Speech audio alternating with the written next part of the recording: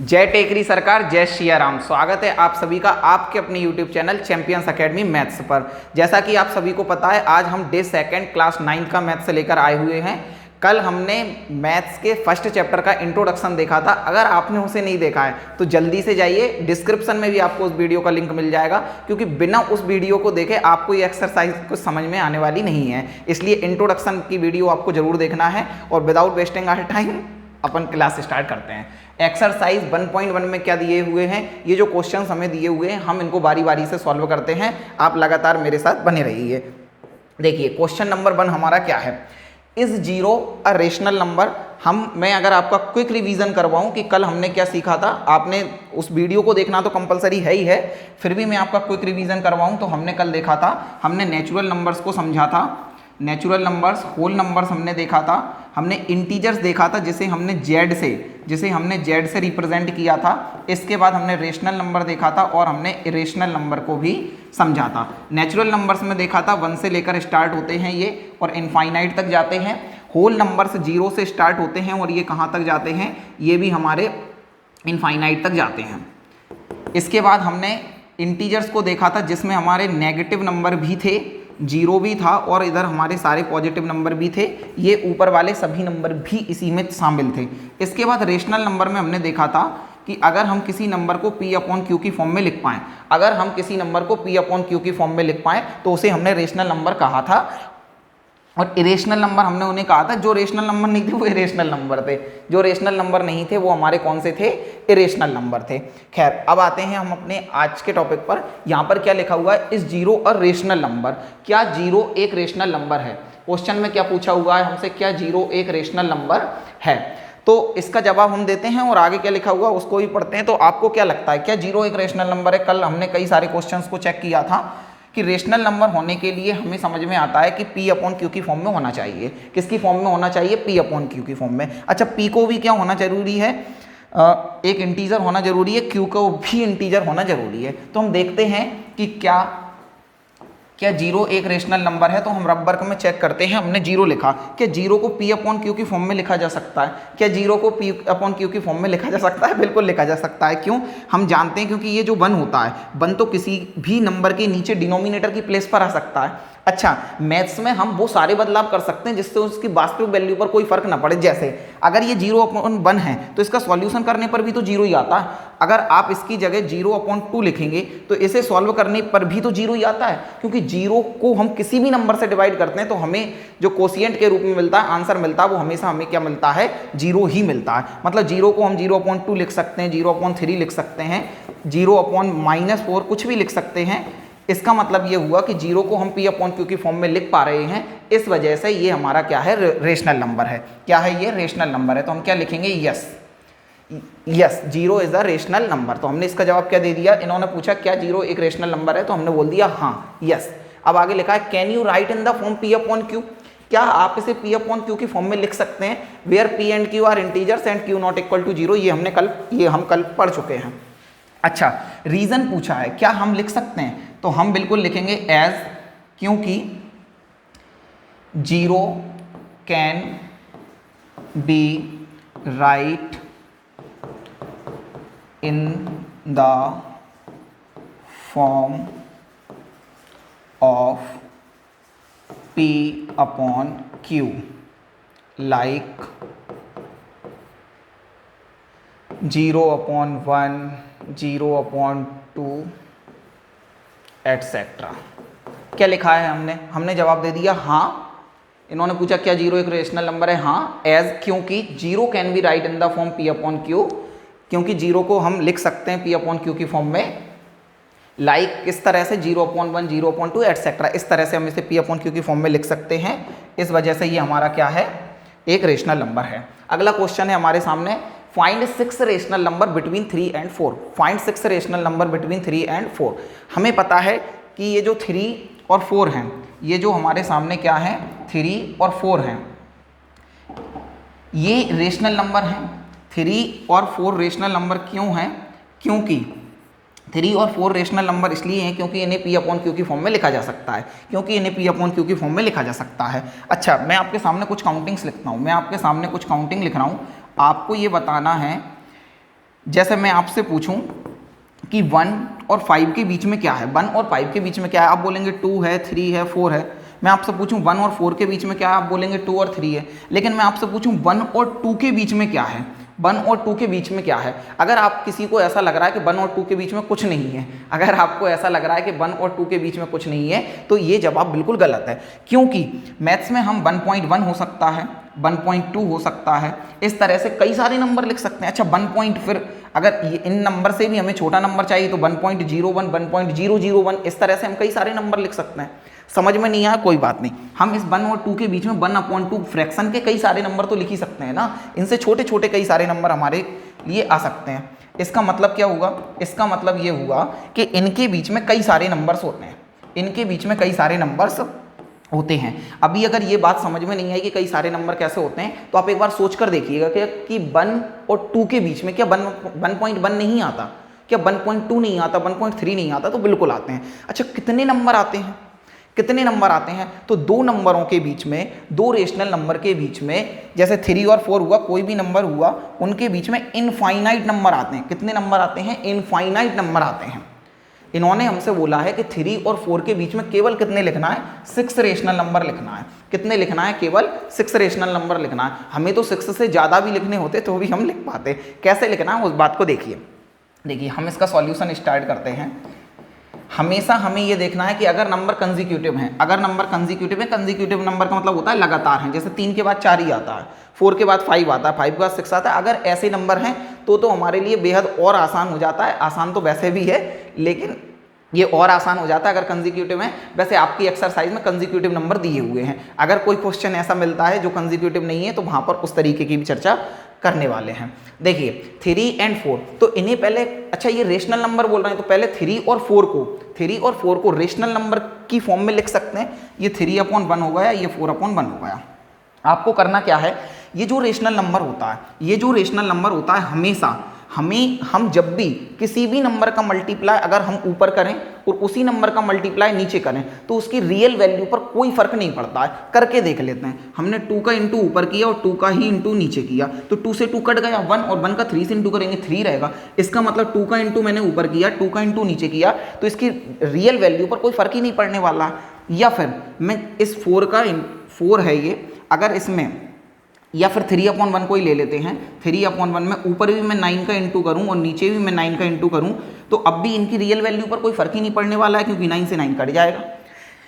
ये हम करने क्यों वाले हैं, क्योंकि इन्हें इंटू करने पर, इनमें इंटू करने पर हमें रेशनल नंबर मिलने वाले हैं। कैसे, वो देख लीजिए।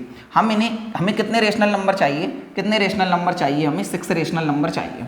कितने नंबर चाहिए हमें, 6 रेशनल नंबर चाहिए। देखिए हम लिखेंगे कि 3 and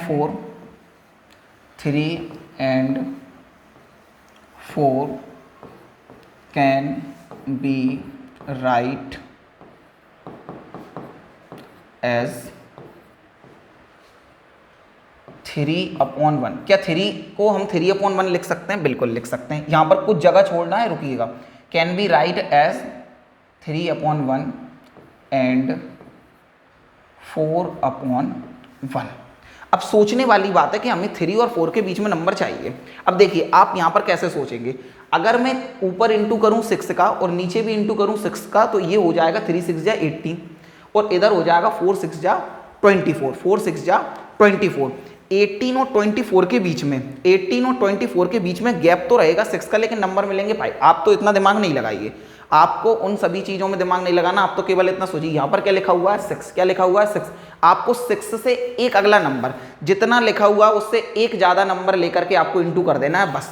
हमेशा जितना नंबर हमसे पूछा हुआ है, 6 पूछा हुआ है 7 का इंटू करेंगे, 7 पूछा हुआ है 8 का इंटू करेंगे, 8 पूछा हुआ है 9 का इंटू करेंगे। हमें इंटू केवल उस नंबर का कर देना है जितना पूछा है उससे एक बढ़ा करके। तो हमसे कितना पूछा है, 6, तो हम 7 का इंटू यहाँ करेंगे और 7 का इंटू ही हम यहाँ करेंगे। हमें पता है कि सेम नंबर का इंटू न्यूमरेटर और डिनोमिनेटर में करने पर उसकी रियल वैल्यू पर कोई फर्क नहीं पड़ता, और 7 का ही हम यहाँ करेंगे और 7 का ही हम यहाँ करेंगे।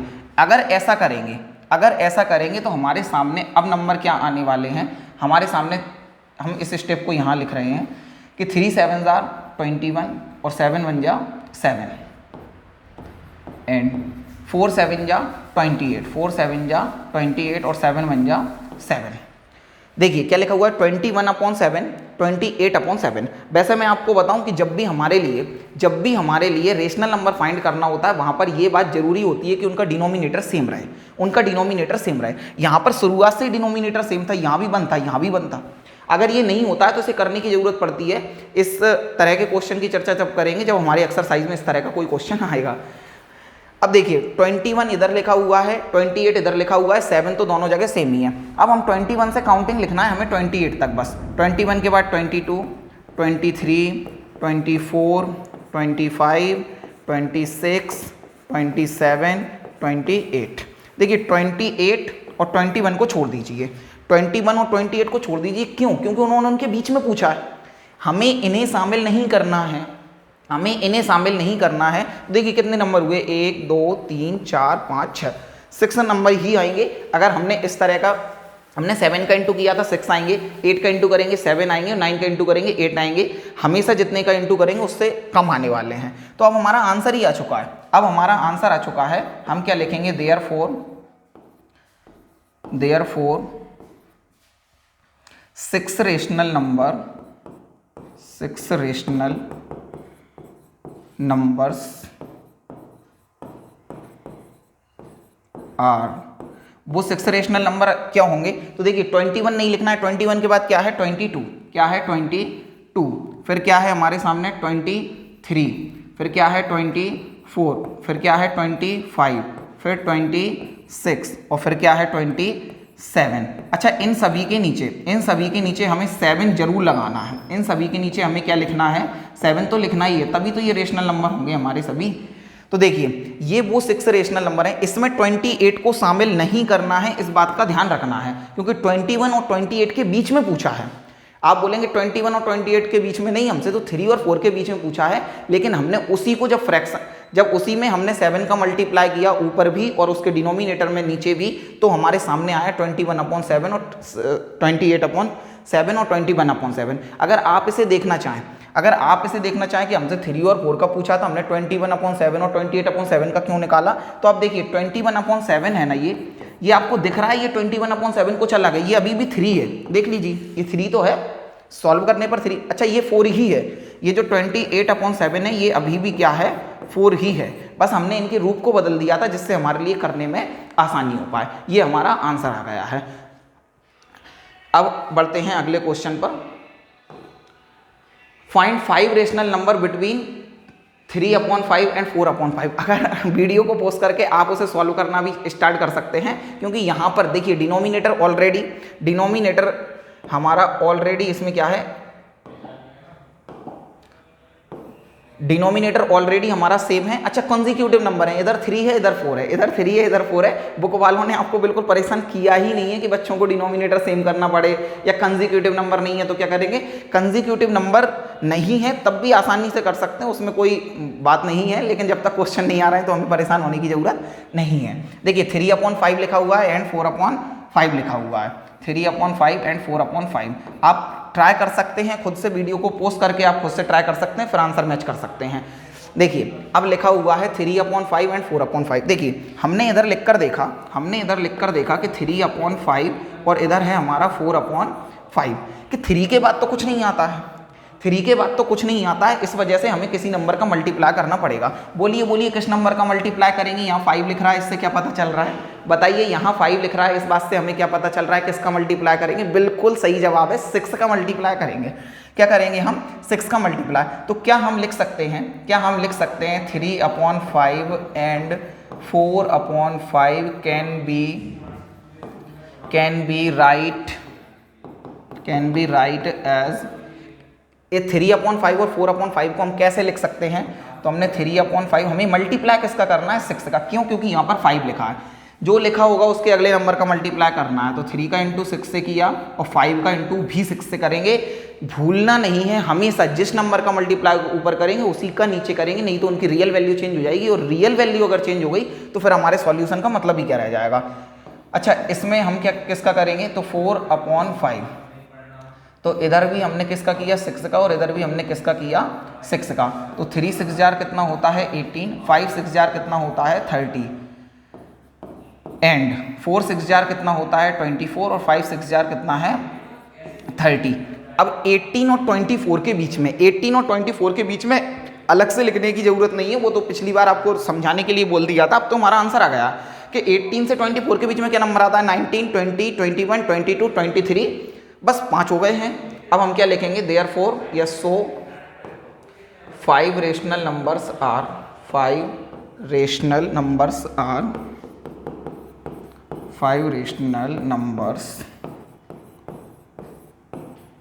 आर क्या है नंबर्स हमारे 18 के बाद क्या आता है 19 20 21 22 और 23। 24 को शामिल नहीं करना है और डिनोमिनेटर में सभी नंबर्स के में वो नंबर आएगा जो हमने यहाँ लिखा हुआ है 30 30 30। अगर आपने इसे नहीं लिखा, अगर आपने डिनोमिनेटर को नहीं लिखा तो हमारा क्वेश्चन पूरी तरीके से गलत होने वाला, पूरी तरीके से हमारा गलत ही होने वाला है। हमें क्या करना है इन क्वेश्चंस में गिनती लिखनी है, हमें क्या करना है काउंटिंग लिखना है। काउंटिंग लिखने में ही तो सॉल्व हो रहा है, यही हमारा आंसर है। अच्छा एक बात सुनिएगा कि मैं आपसे एक बात पूछ रहा हूँ, जैसे 1 लिखा है मैंने, 2 लिखा है, 3 लिखा है, 4 लिखा है। आज मैं क्या कर रहा हूँ, बस आपको काउंटिंग सिखा रहा हूँ। क्या कर रहा हूँ, बस आपको जस्ट काउंटिंग सिखा रहा हूँ। और ये इनफाइनाइट तक काउंटिंग है। कहाँ तक काउंटिंग है हमारी, इनफाइनाइट तक काउंटिंग है। मैं आपसे किसी से पूछूं कि 1 और 6 के बीच में क्या आएगा, आपसे पूछूं कि 1 और 6 के बीच में कोई एक नंबर बताओ, तो इसमें मेरा कोई भाई बोल देगा कि 2 है, तो आंसर करेक्ट है। अच्छा जो आंसर बोलेगा कि 1 और 6 के बीच में 4 है, तो ये वो गलत है क्या? नहीं, बिल्कुल गलत नहीं है, सही है। 1 और 6 के बीच में ही तो आता है 4।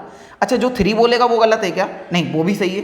तो फिर मैं आपसे एक बात पूछूंगा कि सभी आंसर अलग अलग दे रहे हैं, सभी आंसर अलग अलग दे रहे हैं, तो सभी सही कैसे हो सकते हैं? तो आप बोलेंगे कि सर अलग अलग आंसर देने पर भी, अलग अलग आंसर देने पर भी सभी का आंसर सही है, ये हम देख पा रहे हैं। ठीक उसी तरह से मैंने आपको समझाया कि किन्हीं दो रेशनल नंबर के बीच में इनफाइनाइट रेशनल नंबर होते हैं। तो हो सकता है कि आपके कोई टीचर, कोई आदरणीय शिक्षक आपको जो सॉल्व करवाएं उसमें आंसर अलग आए, हो सकता है मेरे कराने पर अलग आए, और आप अपनी मर्जी से अगर क्वेश्चन करें और उसमें आंसर अलग आ जाए, तो बिल्कुल संभव है। और सभी आंसर अलग अलग होने के बाद भी सभी सही होंगे, इस बात में कंफ्यूज नहीं होना है। ये इसलिए बताया कि अगर आप कहीं और सॉल्व करें और आपको आंसर कुछ और मिले और आप सोचें कि हमने पहले गलत पढ़ लिया या आप गलत कर रहे हैं, तो आप तब भी सही थे, आप अब भी सही हैं, आप हमेशा सही रहने वाले हो। लास्ट क्वेश्चन इस एक्सरसाइज का हमारे सामने, state whether the following statements are true और false, give reason for your answer. क्या आपको ट्रू और फॉल्स बताना है कि कौन सा सेंटेंस हमारा, कौन सा स्टेटमेंट हमारा ट्रू है और कौन सा स्टेटमेंट हमारा फॉल्स है। अच्छा उसका रीजन भी देना है, गिव रीजन तो हम बाद में देखेंगे, लेकिन पहले आपको इसका आंसर करना है कि आंसर कौन सा है। आप वीडियो को पॉज करके अभी तक जो हमने इंट्रोडक्शन में सीखा है और अभी तक जो क्लास में हमने समझा है उसकी बेस पर आप इनका आंसर जरूर दे सकते हैं, आप इनका आंसर जरूर दे सकते हैं। क्या लिखा हुआ है, every natural number is a whole number, कि हर एक नेचुरल नंबर जो होता है वो होल होता है, हर एक नेचुरल नंबर क्या होता है, होल होता है। देख लेते हैं क्या ये इनका आंसर सही है। अब देखिए नेचुरल नंबर में हमने अभी देखा था कि 1 से लेकर नंबर होते हैं इनफाइनाइट तक। कहाँ तक होते हैं, इनफाइनाइट तक। ये हमारा बॉक्स काय का है, नेचुरल का। अच्छा होल नंबर का ब्रैकेट हमने ऐसे देखा है कि इसमें 0 और शामिल होता है, 0 हमारा और शामिल होता है, और ये कहाँ तक जाते हैं, इनफाइनाइट तक जाते हैं। आपको क्या करना है जब भी इस तरह का क्वेश्चन आएगा, अच्छा ये क्वेश्चन बहुत आसान होने के बाद भी ज़्यादातर बच्चे, कई सारे बच्चे गलत कर देते हैं। कारण क्या है, ओवर कॉन्फिडेंस, कई बार ओवर कॉन्फिडेंस और कई बार कंफ्यूजन। कंफ्यूजन तो इस तरह का हो सकता है कि होल को नेचुरल समझने लगे, नेचुरल को होल समझने लगे, और ओवर कॉन्फिडेंस ये हो सकता है कि ये तो बहुत आसान है, तो इसमें गलती हम कैसे कर सकते हैं। आप कभी गलती नहीं करेंगे अगर मेरे इस तरीके को अपनाएंगे। तो सुनिए कैसे, पहले जो लिखा हो उसे देखिए पहले। तो पहले हमने नेचुरल लिख लिया, उसकी तस्वीर बना लीजिए, जो पहले लिखा उसकी तस्वीर बना ली। तस्वीर क्या है, यही तो है, नेचुरल की तस्वीर बनाई। बाद में लिखा है उसकी तस्वीर बाद में बनाना है, तो उसकी तस्वीर हमने बाद में बना ली। ठीक है, अब क्या लिखा हुआ है, पूछ रहे हैं क्या ये सारे के सारे नेचुरल नंबर आपको नीचे वाले में भी दिख रहे हैं? तो हम बोलेंगे कि जी बिल्कुल दिख रहे हैं। ये 1 नेचुरल भी है, होल भी है, 2 नेचुरल भी है, होल भी है, 3 नेचुरल भी है, होल भी है, 0 तो और एक्स्ट्रा है, 0 तो और कैसा है, एक्स्ट्रा है। तो एक्स्ट्रा होने पर उन्हें मना करेंगे कि बिल्कुल नहीं करेंगे। क्या ऊपर वाला पूरा नेचुरल नंबर का ग्रुप नीचे वाले बॉक्स में दिख रहा है, नीचे वाले ब्रैकेट में दिख रहा है? यस। यदि यस तो हमारा आंसर क्या हो जाएगा, यस। रीजन भी तो पूछा है, रीजन भी तो पूछा है कि रीजन भी तो बताइए, तो हम रीजन देंगे, क्यों क्या बताएंगे। तो ये है क्या एक्चुअल में होल नंबर है क्या, तो होल नंबर 0 है और ये सभी तो अपने आप में नेचुरल नंबर ही हैं। 0 को छोड़कर सभी देखा जाए तो ये तो अपने आप में नेचुरल नंबर ही हैं। तो क्या हम लिख सकते हैं, क्या हम लिख सकते हैं कि एज होल नंबर्स आर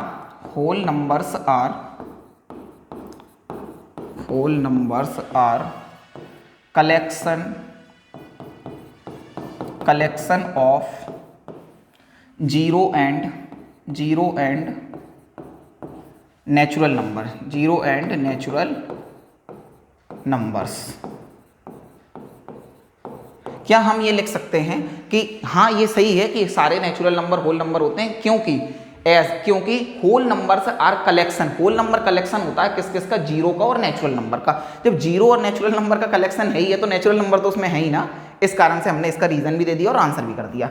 अब देखिए इसका आंसर आपको देना है, इसका आंसर मेरे भाइयों को देना है, मेरी छोटी बहनों को देना है। देखिए क्या लिखा है, एवरी इंटीजर। हम तो उसी तरीके पर आते हैं, कि जिसका नाम पहले आएगा उसको हम पहले लिखेंगे इंटीजर की तस्वीर क्या है, इंटीजर की तस्वीर है कि जेड से रिप्रेजेंट करते हैं और इधर नेगेटिव नंबर भी रहते हैं, जैसे -3, -2, -1, 0 भी रहेगा, 1, 2, 3, बिल्कुल ऐसे तस्वीर बना लेंगे। बाद में क्या लिखा हुआ है, बाद में लिखा हुआ है होल नंबर। क्या लिखा हुआ है, होल नंबर। तो हम होल नंबर की तस्वीर बनाएंगे और होल नंबर 0 से स्टार्ट होता है और कहाँ तक जाता है, इनफाइनाइट तक।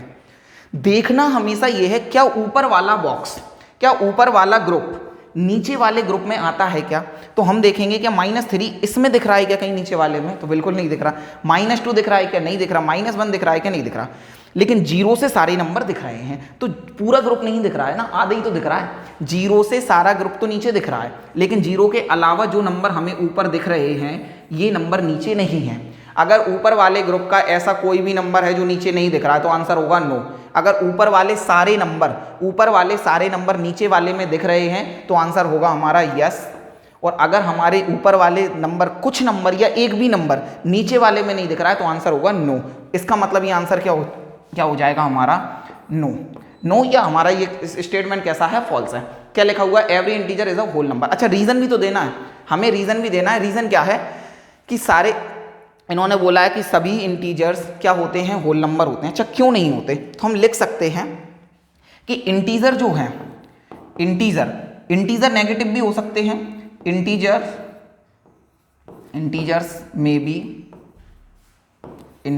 में B negative,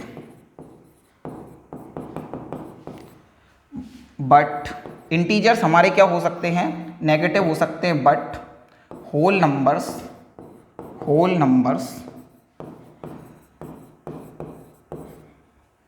can not be negative. Whole number कभी भी हमारे कैसे नहीं हो सकते, नेगेटिव नहीं हो सकते। यही हमारा रीजन है। इसके अलावा लास्ट क्वेश्चन बचा हुआ है, every rational number is a whole number. अच्छा रेशनल नंबर की तस्वीर बनाएंगे, जो पहले लिखा है पहले उसकी तस्वीर बनाएंगे। रेशनल नंबर की तस्वीर क्या है कि P/Q की फॉर्म में आ सकता है, कोई भी नंबर P/Q की फॉर्म में आ सकता है, तो वो हमारा नंबर क्या है, रेशनल है। आगे क्या लिखा हुआ है, होल नंबर। तो होल नंबर की तस्वीर तो हमने देखी हुई है, होल नंबर की तस्वीर देखी हुई है कि 0 से स्टार्ट है और कहाँ तक जाएगा, इनफाइनाइट तक जाएगा। कहाँ तक जाएगा, इनफाइनाइट तक। तो देखिए ऊपर वाला पूरा ग्रुप इसमें दिखना चाहिए, अच्छा P/Q की फॉर्म में कोई भी नंबर लिख के देखो, हमने 2/3 लिखा तो 2/3 रेशनल तो है, 2/3 रेशनल तो है, 3/2 देखा, 3/2 रेशनल तो है, लेकिन 2/3 होल नंबर है क्या, होल नंबर में कोई भी फ्रैक्शन दिख रहा है क्या, बिल्कुल नहीं दिख रहा। ये फ्रैक्शन दिख रहा है क्या, नहीं दिख रहा। इसका मतलब ऊपर वाला नीचे वाले ग्रुप में नहीं दिख रहा है, इसका मतलब आंसर होगा नो। आंसर क्या होगा, नो। अच्छा रीजन क्या होगा, आंसर होगा नो। और रीजन होगा हमारा कि रेशनल नंबर में भी फ्रैक्शन, रेशनल नंबर हमारी फ्रैक्शन हो सकते हैं। ये 2/3 था, 3/2 था, ये अपॉन वाले नंबर फ्रैक्शन होते हैं। तो हम क्या लिखेंगे कि रेशनल नंबर एज करके लिखेंगे आपकी, एज रेशनल नंबर्स में be fraction, but whole numbers